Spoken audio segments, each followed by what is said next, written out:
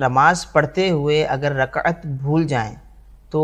اس صورت میں کیا کریں، کس طرح سے پھر نماز مکمل کریں؟ یہ زندگی میں پہلی مرتبہ معاملہ ہوا ہے تو ظن غالب کرنے کے بعد کہ جہاں آپ کا ذہن جمتا ہے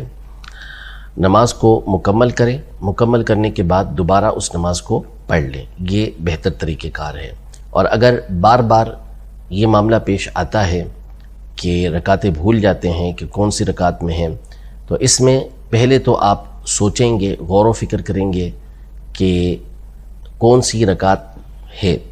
جہاں آپ کا خیال جم جاتا ہے کہ یہ دوسری رکعت ہے یا یہ تیسری رکعت ہے تو پھر آپ اسی کا لحاظ کریں گے اور آپ وہی رکعت کاؤنٹ کریں گے۔ اور اگر کسی طرف بھی آپ کا خیال ذہن جاتا نہیں، جمتا نہیں کہ یہ والی رکعت ہے، یہ والی رکعت ہے، جیسے دوسری رکعت ہے یا تیسری رکعت ہے،